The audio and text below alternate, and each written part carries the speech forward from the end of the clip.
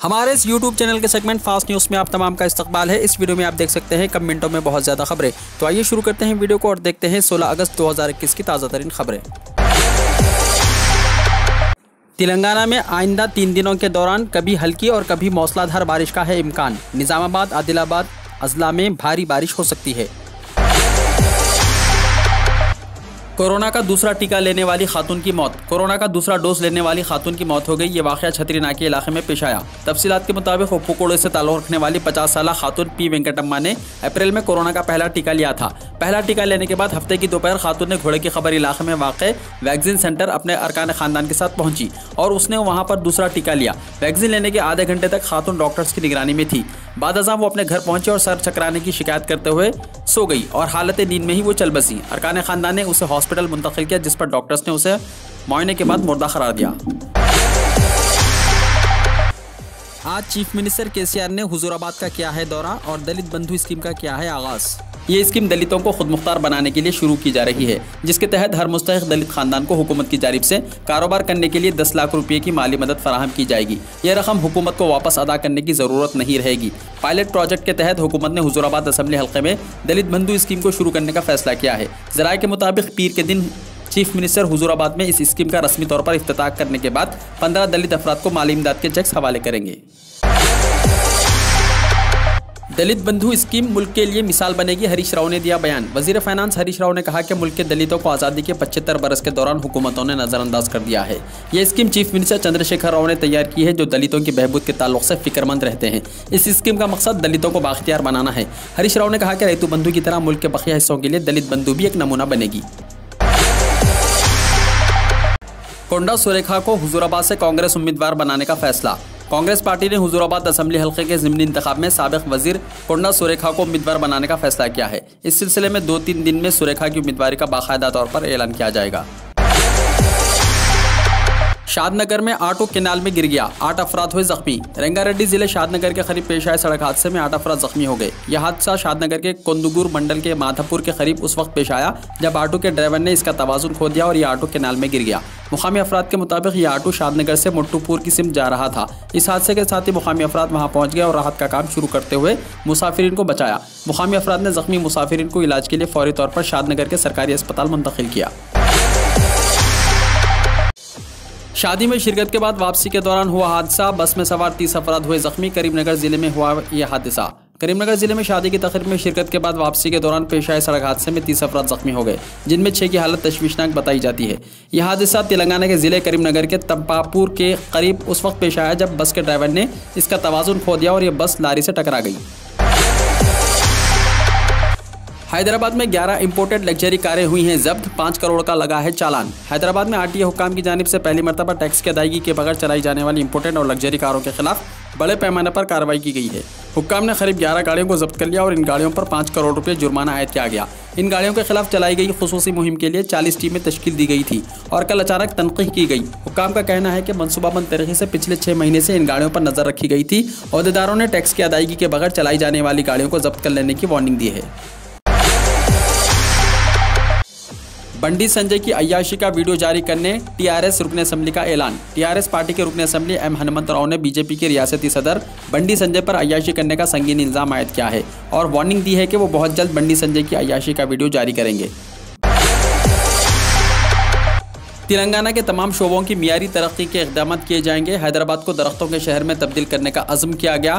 किले गोलकुंडा में chief minister ने कौमी परचम लहराते हुए ये बयान दिया।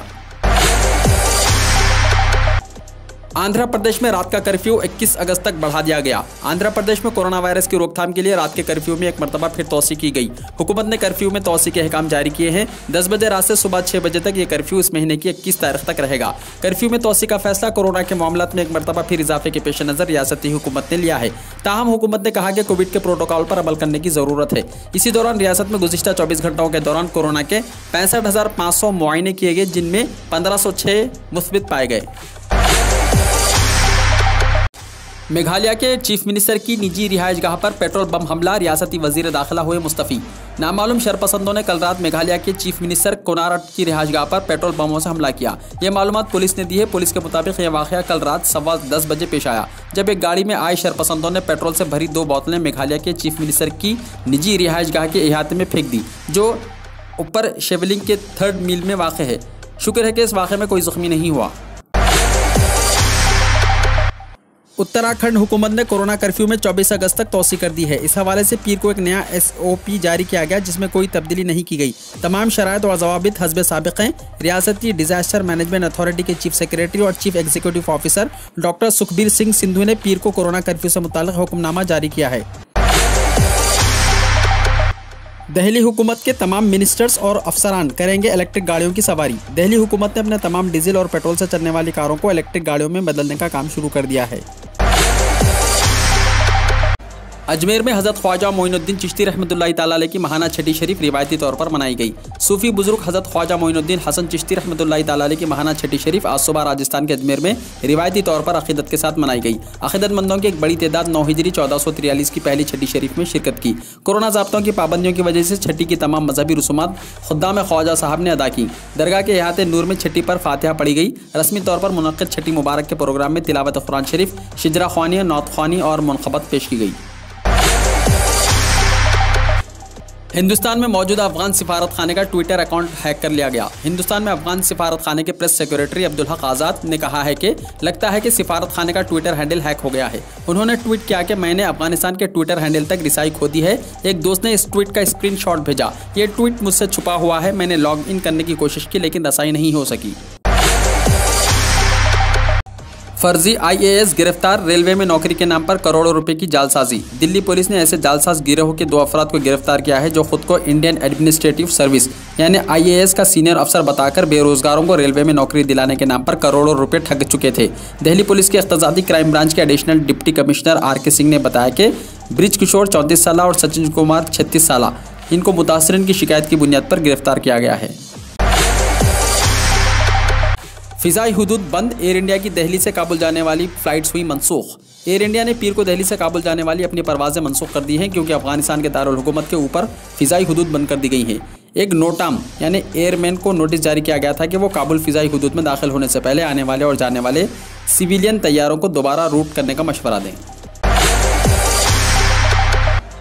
मोदी हुकूमत की अफगानिस्तान मामले पर खामोशी तशवीशनाक और पुरअसरार है। कांग्रेस ने दिया बयान। कांग्रेस ने कहा कि तालिबान ने अफगानिस्तान पर कब्जा कर लिया है और वहां हिंदुस्तान की दौलत पर खतरे के साथ बेशुमार हिंदुस्तानी खतरे में आ गए हैं। लिहाजा वज़ीर आज़म नरेंद्र मोदी को बताना चाहिए कि इनकी हुकूमत हिंदुस्तानियों की महफूज वापसी के लिए क्या इक़दाम कर रही है। सुप्रीम कोर्ट के बाहर 2 लोगों ने की खुदकुशी की कोशिश। एक खातून और एक मर्द ने पीर को कौमी दारुल हुकूमत में सुप्रीम कोर्ट के बाहर खुदकुशी की कोशिश की। नई दिल्ली के deputy police commissioner Deepak Yadav ने बताया कि एक मर्द और एक खातून ने मुबैना तौर पर सुप्रीम कोर्ट के बाहर खुद सोजगी की कोशिश की है। आग से जख्मी होने वाले दोनों मुतासरीन को राम मनोहर लोहिया अस्पताल में दाखिल कराया गया। पुलिस मामले की जाँच कर रही है। पेगासस जासूसी मामले की तफ्तीश के लिए बनेगी माहिरीन की कमेटी, मरकज़ ने किया ऐलान। मरकज़ी हुकूमत ने मुबैना पेगासस जासूसी केस की तहकीकात के लिए माहिरीन की कमेटी तश्कील दी है। ये इत्तला मरकज़ी हुकूमत की जानिब से वज़ारत इलेक्ट्रॉनिक्स और इंफॉर्मेशन टेक्नोलॉजी के जरिए अदालत उज़्मा के सामने दायर करदा हलफनामे में दी गई। मरकज़ी हुकूमत ने ताहम इससे इनकार किया कि इसने किसी की जासूसी कराई है। मरकज़ ने अपने हलफनामे में कहा कि हमारी तरफ से कोई जासूसी या गैर कानूनी निगरानी नहीं की गई। मरकज़ ने दरख्वास्त गुजारों के तमाम इल्ज़ामात को अक्सर मुस्तरद कर दिया। मलेशिया के वज़ीर आज़म मोहिउद्दीन यासीन ने अपने ओहदे से दिया इस्तीफ़ा। मलेशिया के वज़ीर आज़म मोहिउद्दीन यासीन ने बादशाह को इस्तीफ़ा पेश कर दिया है। ताहम वो अबूरी वज़ीर आज़म की हैसियत से खिदमत अंजाम देते रहेंगे। मलेशिया के वज़ीर आज़म मोहिउद्दीन यासीन की क़यादत में काबीना ने भी बादशाह को इस्तीफ़ा पेश कर दिया है। मलेशिया काबीना के मुस्तफ़ी होने की तस्दीक वज़ीर साइंस जमालुद्दीन ने एक इंस्टाग्राम पोस्ट में की है। तालिबान ने अफगानिस्तान पर किया कब्जा और कहा हम आलमी बरादरी से मिलकर काम करना चाहते हैं। तालिबान के खौफ से लोग छोड़ रहे हैं अफगानिस्तान और दिगर ममालिक की तरफ कर रहे हैं सफ़र। वीडियो को लाइक शेयर कीजिए और हमारे इस YouTube चैनल को सब्सक्राइब करते हुए इसके बेल आइकॉन को भी प्रेस कर लीजिए ताकि हर आने वाली वीडियो का नोटिफिकेशन सबसे पहले आपको मिलता रहे।